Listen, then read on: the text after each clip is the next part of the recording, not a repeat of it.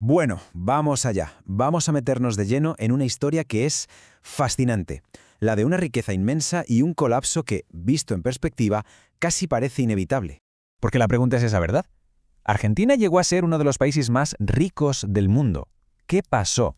Pues en este análisis vamos a ver justo eso, cuál era el motor que movió la edad de oro de este país y por qué, al final, ese motor se gripó. Para entenderlo bien, hay que viajar en el tiempo. Nos vamos a finales del siglo XIX, principios del XX. Una época, de verdad, de crecimiento bestial para Argentina.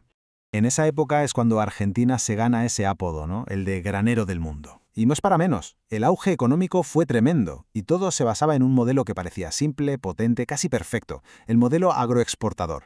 Básicamente Argentina tenía justo lo que Europa necesitaba.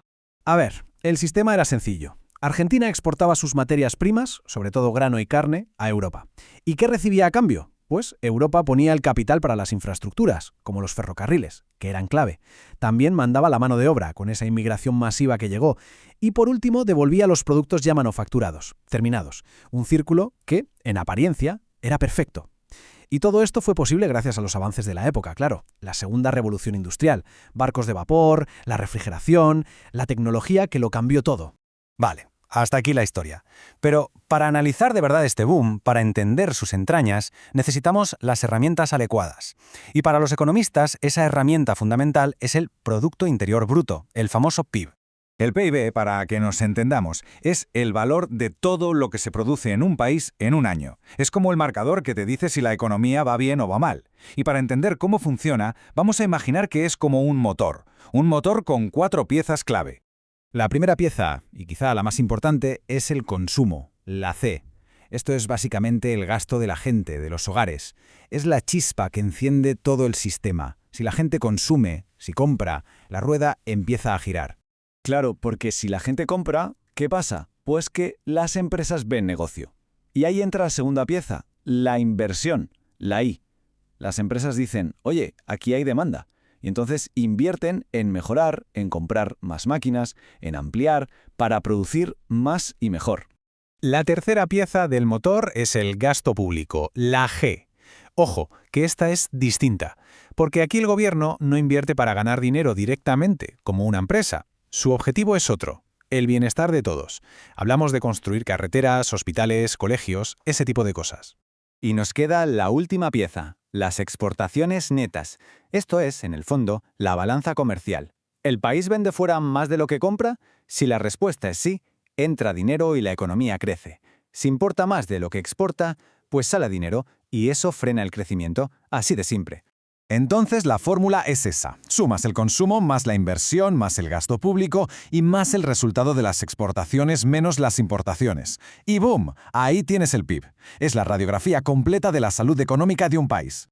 En teoría, cuando todo va bien, estas 4 piezas crean lo que se llama un círculo virtuoso.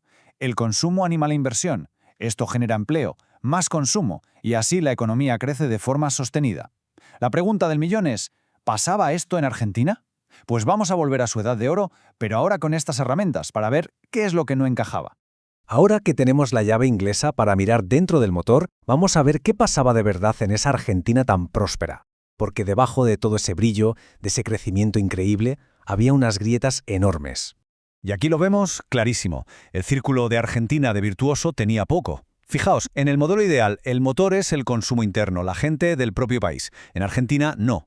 El motor era la demanda de Europa. En el ideal, los beneficios se reinvierten dentro. En Argentina se iban fuera, a los bolsillos de los inversores extranjeros. La inversión ideal es diversa, pero allí solo se invertía en lo necesario para exportar. Y lo más importante, la riqueza, que debería repartirse para crear un mercado, se concentraba en una élite muy pequeña. Es que el dato es brutal. El 80% de la tierra, el 80%, pertenecía a solo un 8% de la población. Esto es clave. A diferencia de lo que pasó, por ejemplo, en Estados Unidos, donde se crearon muchas pequeñas granjas familiares, en Argentina la tierra quedó en manos de una élite terrateniente que en muchos casos simplemente vivía de las rentas, sin incentivos para invertir en diversificar la economía del país. Esta frase, atribuida a Henry Ford, lo resume todo. Él entendió que si pagaba bien a sus trabajadores, estos podrían comprar los coches que fabricaban, creando así su propio mercado. Bueno, pues en Argentina pasaba justo lo contrario. La mano de obra, en gran parte inmigrante y con salarios muy bajos, no tenía poder de compra. Así que, ¿quién iba a consumir? No había un mercado interno fuerte que sostuviera la economía. Si lo analizamos con nuestra fórmula del PIB, las grietas son evidentes. El consumo, la C, era bajísimo, porque la gente era pobre. La inversión, la I, era extranjera y solo pensaba en la exportación, no en el desarrollo del país. Además, había una fuga de capitales constante, los beneficios volaban a Europa. Y en el comercio, X-M, el trato era desigual. Se vendían materias primas baratas y se compraban productos manufacturados caros. Y por si fuera poco, cero diversificación. Toda la economía apostaba a una sola carta, el campo. Era, como decíamos, un castillo de naipes. Precioso, sí, pero increíblemente frágil. Y este gráfico lo deja meridianamente claro. La mitad de todo el capital productivo del país, es decir, de las infraestructuras que generaban riqueza, no era argentino. Los ferrocarriles, los puertos, las grandes empresas, la mitad estaba en manos extranjeras. La dependencia era absoluta.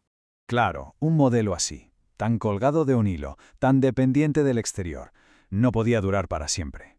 Solo hacía falta que ese hilo se tensara, que el mundo exterior cambiara. Y cambió. Vaya si cambió. 2 golpes, 2 shocks mundiales iban a poner el punto y final a esta era dorada. Ese modelo tan frágil dependía totalmente de la demanda y el dinero de Europa. En el momento en que esos 2 pilares desaparecieran, toda la estructura se vendría abajo. Y el primer golpe, irónicamente, vino precisamente de allí, de Europa. El primer gran shock, 1914, estalla la Primera Guerra Mundial. Y de la noche a la mañana, la demanda europea y la inversión se cortan en seco. Y cuando el mundo apenas se estaba recuperando, llega el segundo mazazo, el definitivo, el crack del 29 y la Gran Depresión, que paralizaron por completo el comercio mundial. Con la Gran Depresión, la poca clase media rural que había empezado a surgir desapareció por completo. Ya no había ninguna red de seguridad, ningún mercado interno que pudiera amortiguar el golpe. El modelo sencillamente había chocado contra un muro. Para la década de los 30, la era del granero del mundo ya era historia, y lo que quedó a la vista fue la cruda realidad, una economía construida sobre cimientos de barro. Y todo esto nos deja con una pregunta final, una reflexión importante. ¿Qué hace que una economía sea de verdad fuerte? ¿Es ese crecimiento explosivo, espectacular, pero que depende de un solo producto y de un solo cliente? ¿O es un desarrollo quizá más lento, más discreto, pero equilibrado y basado en la fortaleza interna? La historia de Argentina, sin duda, nos da mucho que pensar.